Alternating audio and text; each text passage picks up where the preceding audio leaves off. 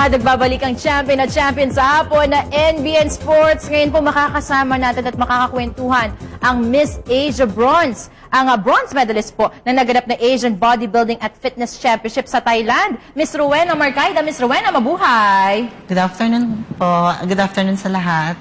Miss Rowena, I can't help, no? Pero talagang i-admire ang napakaganda ninyong katawan. Thank you. Gaano po ba kahirap na mag-build ng ganyang katawan? Mahirap talaga kasi nag-workout ka. Siyempre, pag-workout, bubat ka ng bakal. Then, yung diet. Tapos, kailangan mo ng rest. Walang bisyo. Walang gimmicks sa gabi. Hala?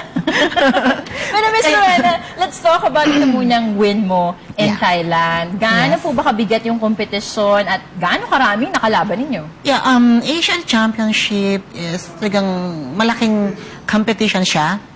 It's because this year, 32 countries were present. So from Middle East, basta buong Asia. Ang wala lang is Korea and Japan.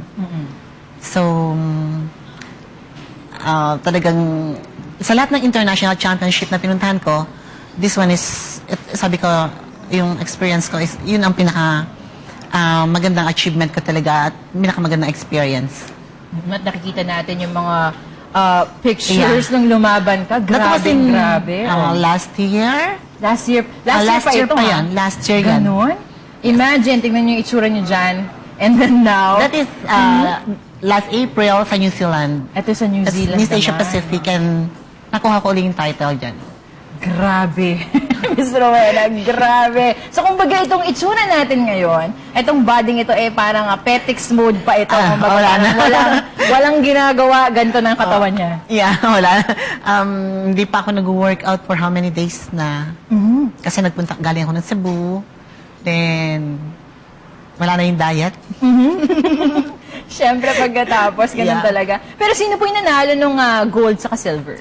Gold is from Thailand. Siyempre. Yeah. And silver is from Vietnam. But did you feel ba na meron talagang pagpapaboro dun sa host country? Well, kasi everybody says naman na yung competitor from Thailand is, she's over 52 kilos. Kasi yung division naman is 52. And whoever saw her, sabi nila, she's not 52. She's over 55. So, dinistribute kasi ng Thailand yung athletes nila. Pero gaano po ba kadalas tayo nakakapag-uwi ng medalya sa mga gantong klaseng Asian bodybuilding championships? I think, the last time na, I don't know, the last time na merong Filipina bodybuilder who competed in Asian is 2002. 2002 pa? Yeah, pero sabi sa akin nung taga Singapore, when we were there in Pattaya, nakwentuhan ko siya yung president ng Singapore, it's been almost 10 years daw. Matagal-tagal na. Na may Filipina na nag-compete for Asian Championship. Pero gaano po karami kayong Pinoy na sumali? Kayo lang ba? Yeah, ako, sa women's bodybuilding, ako lang. Tapos meron isa sa fitness, then dalawa sa men's bodybuilding. So, 4 lang kami. What about preparations going to something like the Asian Bodybuilding Championships? Yun na nga you mentioned kanina na it takes talaga hard work and determination. Kasi nga yung pagbubuhat ng bakal, and then pagjejeta. If you could just tell us, paano ba exactly yung isang araw na paghahanda for something as big as the Asian Bodybuilding Championships? Ganito yung routine ko. Whenever I'm preparing for a competition, I wake up 3:30 in the morning. Wow. Yeah. Lumalabas ako kasi bored ako sa gym na mag-cardio. So, tumatakbo ako for 45 minutes. Bumabalik ako 4 o'clock. Then, kinakain ko yung first meal ko. 5:30, nag-start na akong mag-workout. Natatapos ako minsan, 9 o'clock. Anong klaseng workout yun? Every day, iba siyang body part. So, let's say tomorrow, ang gagawin ko is legs. Kasi mahirap ang legs. Legs lang ako and abdominals. The following day, shoulders and triceps. The following day, iba naman. Pero paano ka ba napasok sa bodybuilding? Kasi pwede ka naman mag-volleyball, pwede ka Yeah. naman mag-swimming, pwede ka naman, kung gusto mo talaga, contact sport, mga taekwondo ka. Yes. Pero bakit bodybuilding? Kasi yung iba dyan parang sabihin nila, nakakatakot naman, puro muscles Oo nga na eh. siya. Oo. Late bloomer ako. I started when I was 34 na. Kasi, nung nanganak ako, nung I got pregnant, I got pregnant, tumaba ako.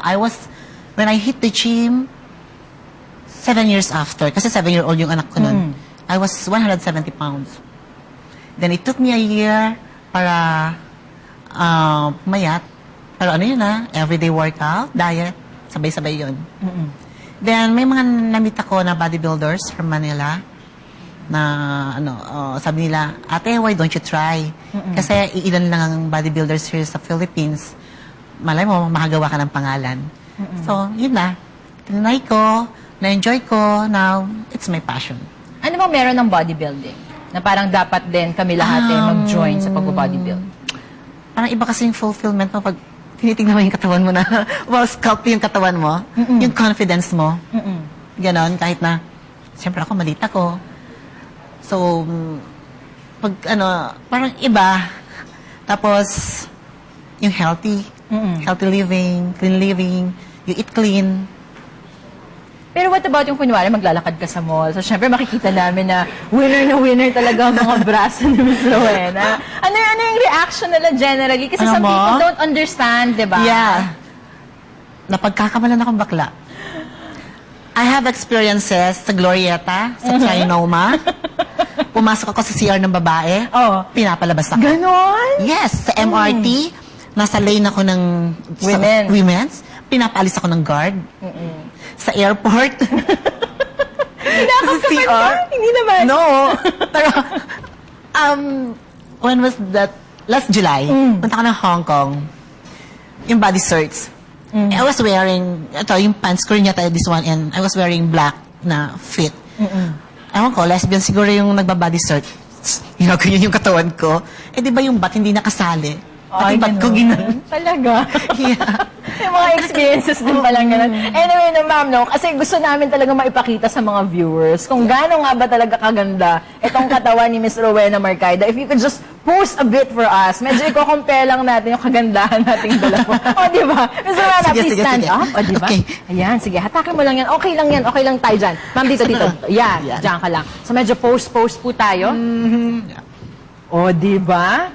Parang, alam nyo, meron kaming kasama dito, si Boogie Ambat. Yeah. Papakilala ko siya sa'yo.